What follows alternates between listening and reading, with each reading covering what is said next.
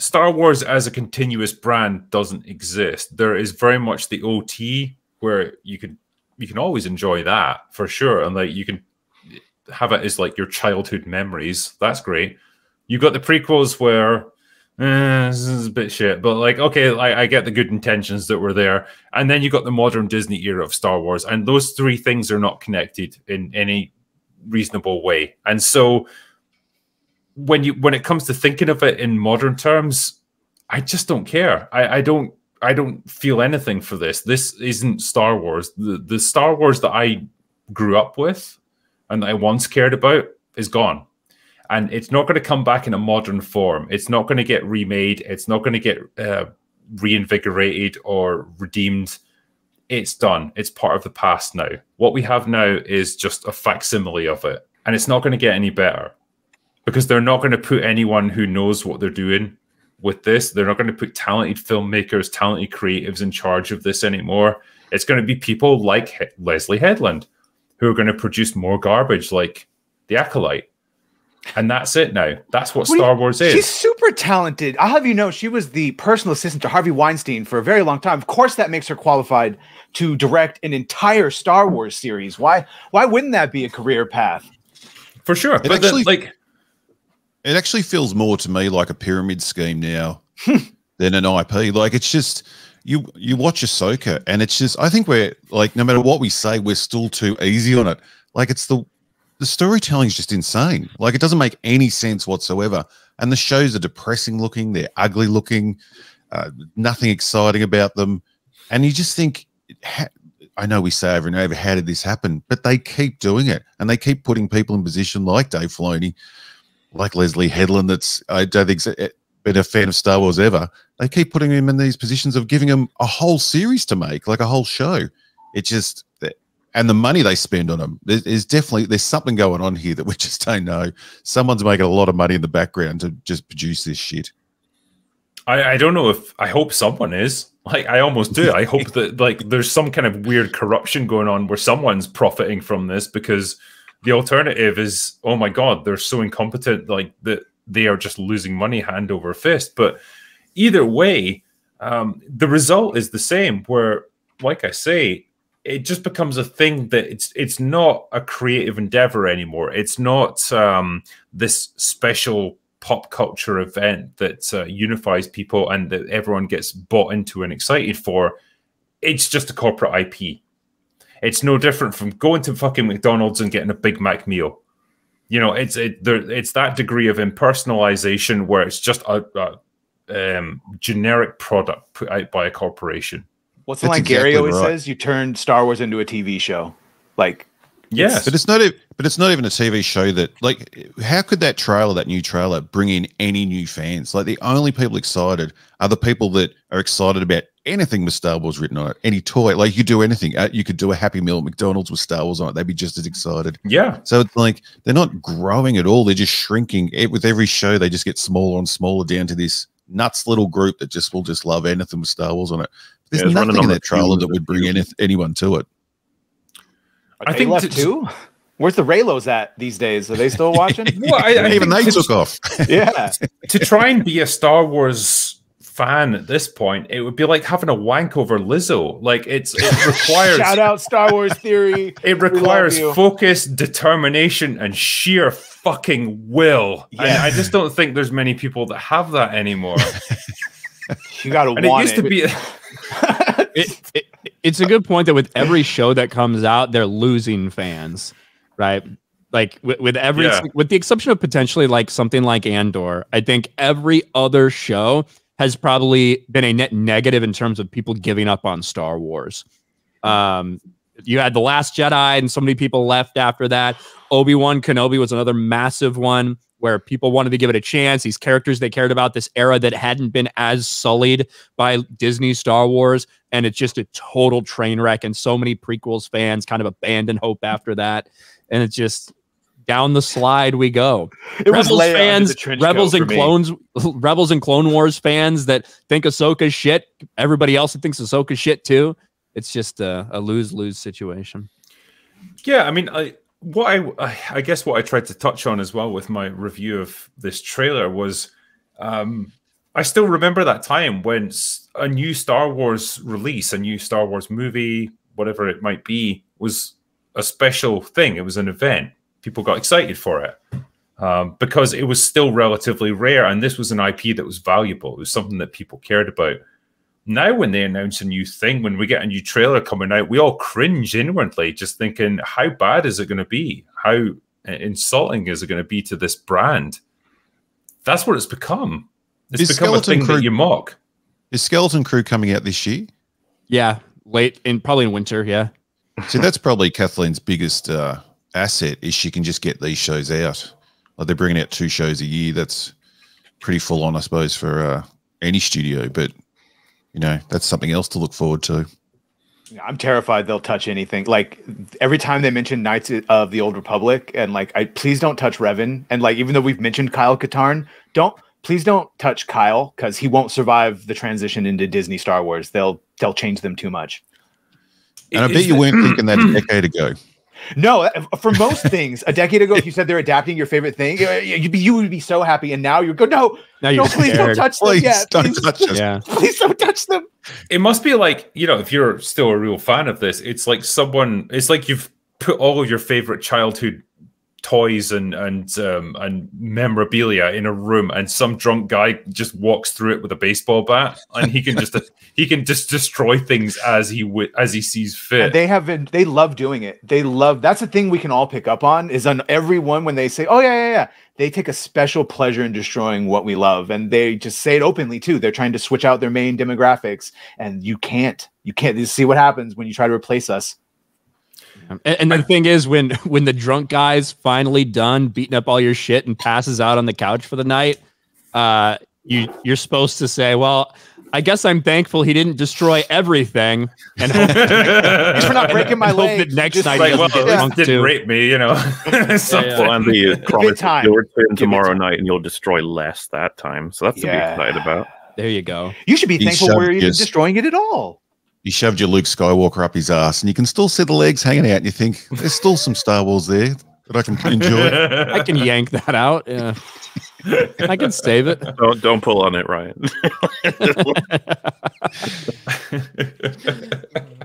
But that's all we can do is joke and meme on it. That's what I'm saying. That's why I don't even see this as Star Wars anymore. I think it's a protection of myself. I've realized that their propaganda that I had to say that everything was Legends. No. Your stuff is Legends, and all the other history is still there. Luke is there, and he's married, and he redid the Jedi, and all happy days are there. And yeah, let them do whatever they want. We'll meme on it and make period jokes about their posters. It's an interesting about face as well, because I said this, I think, to Mahler before. Like, I grew up in that sort of unusual time in the early 90s where it was like that dry spell of Star Wars content. Yep. Where, you know, the original trilogy was kind of a distant memory, but the prequels were still a long way off, and there wasn't TV shows and everything. So it was just like, you know, Star Wars, it was a bit of a, it was a big event when you got anything Star Wars related. Shadows of the Empire was the first big, was like a book, a comic, an audio book, and as a kid, as like a 10-year-old kid, you were less inclined to pick up books to do with Star Wars. You wanted movies, you wanted like TV shows and things. Yeah. And back then, little me would have been very excited at the prospect of getting new Star Wars TV shows every year. And now it's the exact opposite, where I'm like, oh God, please just don't make any more. Stop making stuff. And they keep announcing the reboots. They keep doing it. I don't know. I mean, I know why, but it's just the reboots you think they would never reboot. Like, they're rebooting that?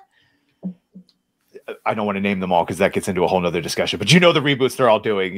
Yeah, it's just they got to stop. They really have nothing else. It's depressing, but thankfully that's why when you do get something good like a Godzilla or a, you know, it stands out highly, or a Shogun TV series or something.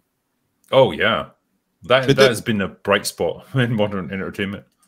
But that adds to just the bewilderment that they got to this place. Like, you're mentioning all these books, Nat, that I haven't read, but you're mentioning all these books that I know of, that they just had the script sitting there. They just had the story sitting there to create the scripts from, you know, like it's hard to really fathom how they got to this place. And that's the annoying part for me, because you get told hey, Disney's buying this. You've got this fucking laundry list of plot lines and stories and things like that you can't adapt, and also things you could connect to stories that haven't been told yet but are set up to be told.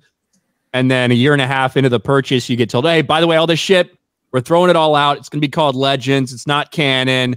Have your fun, but we're not doing anything else with it. Then we start see them going through and vulturing and cannibalizing pieces of it and bastardizing it. Hey, people like Thrawn, right? They love those Thrawn books. Let's put Thrawn in this animated children's show called Rebels, and let's make him a fucking retard, like a goddamn Scooby-Doo villain. And guess what? When we put him in live action, he's somehow going to get even dumber. Like, that's what they decided to do to the characters that were successful in the old expanded universe. And the Acolyte is admitted. Leslie Headland's like, well, I thought I could just use some stuff from Legends and the old EU, and nobody said I can't. So I'm just gonna pull a bunch of stuff from it. So I can't wait to see how many people you've turned gay from that. Awesome. I'll say it's Kathleen Kennedy when she said, it's not like we have a bit. Yes, you did. That's what I was going to say. Yes, you did. Well, because that's what we all, at the time Disney bought it. Marvel was popping. They were all good. And I thought, oh, good. Yes, they're going to rip everything off, but maybe they'll just badly rip it off. And they didn't even do that. And that is one of the worst parts, is that they didn't even do that. Now they're doing it horribly. But yeah, like Robot and I said, they could have at least used the books, and they said they don't exist. They existed enough for them to just steal what they wanted and fuck it up. And Dave acts like they're his ideas. It was funny watching Thrawn on the live screen, hearing so much about him, people saying he's the greatest character, you know, he's another Darth Vader, this, that. And he's like the stupidest villain we've ever had on screen. Because I'm not even that familiar with him from the books or anything, but like, to see this live action version, I just came away from that thinking, this guy's a fucking moron. It would basically just imagine Dave Filoni trying to write Sherlock Holmes, right? And what you end up with is this version of Thrawn. Yeah. I've seen Glass Onion. Yeah. Like the current crop of writers and filmmakers and storytellers at Lucasfilm, you cannot hand them a character with a genius intellect and be like, hey, make him look like he's smart. They're not going to be able to fucking do it. It's the perfect example of like a character can only ever be as smart as the person writing them. And as it turns out in this case, not very. Well, isn't the main reason also, and I think both Ryan and Drinker would be able to test it, isn't the main reason they got rid of everything is so they don't have to pay the writers the royalties? I don't believe that. Because then why did Timothy Zahn, he just rewrote Zahn into it, Disney canon for, you know what I'm saying? Like, why not just adapt?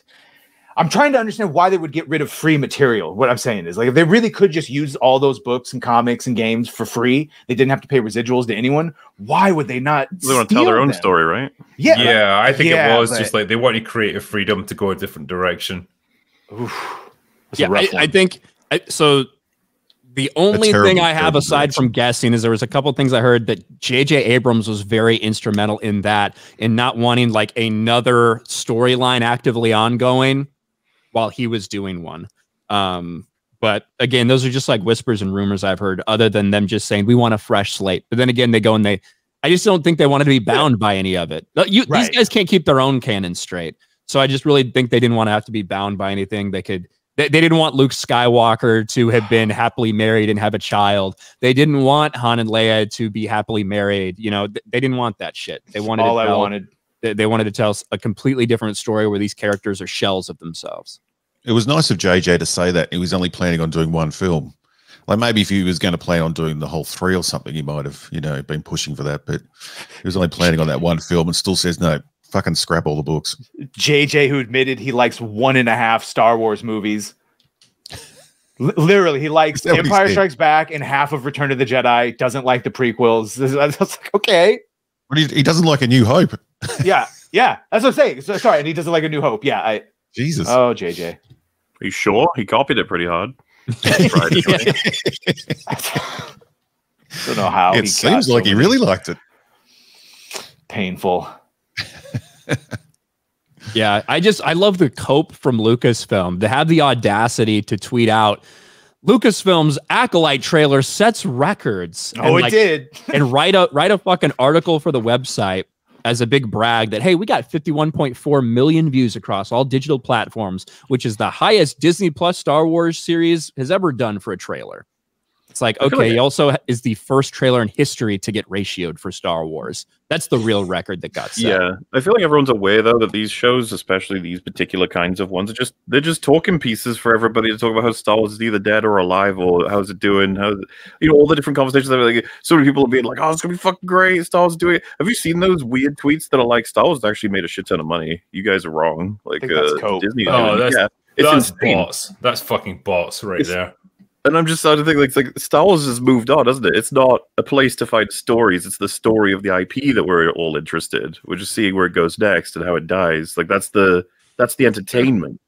Yeah, right. But it's not dead, because if they released something good, we would all love it. If right now there was a Sebastian Stan loot show where he was going around finding Jedi to rebuild the Order and it was unconnected to Rey or anything, it would be great. Of course, that's not happening. Which is I think if you'd made that argument like 2 or 3 years ago, I probably would have agreed with you. At this point, I think it's a dead IP. I don't really think there's much that they could do that would bring it back. I mean, hypothetically, hypothetically, they could release a trilogy of a fucking amazing movies that would win us all over. Like, yeah, that could happen. It's realistically not going to, though. Definitely not realistically going to happen. It's going to be more of the crap. It's going to be more Disney fucking garbage. I think proof of it's not going to change. Death, like by I would imagine Drinker's own standards, would be that the same thing to bring it back is the same thing to launch a new franchise in general, meaning there's no power left, there's not even fumes, it's just dead. That's why, like, because we all agree if they had a trilogy that was amazing, it probably would restart it and get it in some level of power again. But it's like, well, so would it for any franchise, literally brand new. 100%. That would be great. And a brand new franchise wouldn't have all the bad taste in the mouth. Yeah, there's that too.